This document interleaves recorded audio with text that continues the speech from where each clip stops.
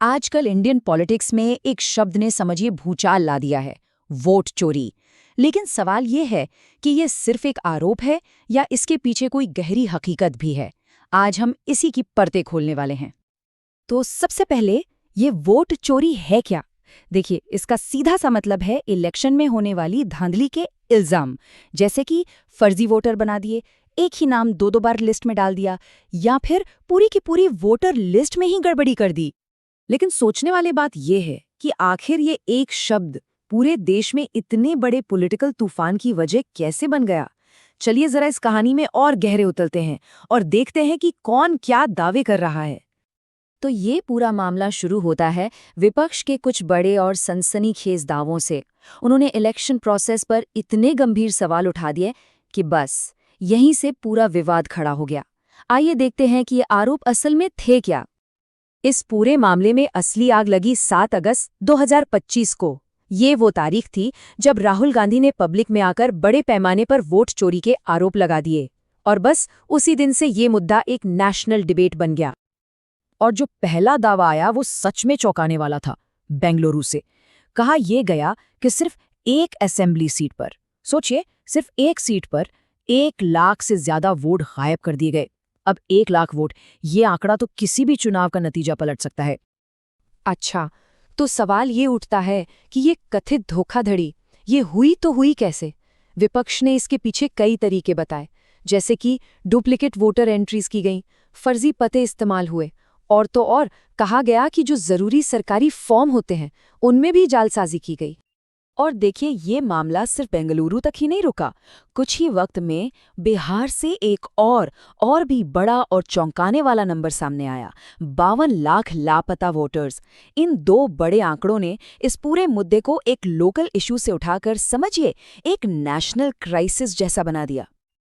अब ये सिर्फ प्रेस कॉन्फ्रेंस वाले आरोप नहीं रह गए थे, इसे बाकायदा एक पूरे पॉलिटिकल कैंपेन में बदल दिया गया।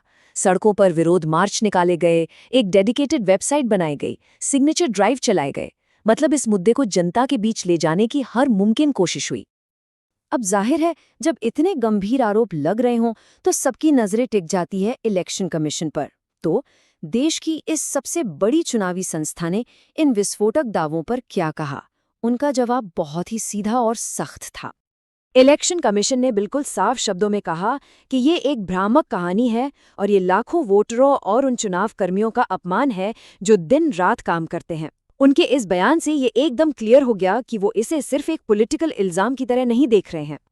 और बस यहीं पर कहानी का सबसे बड़ा टकराव सामने आता है।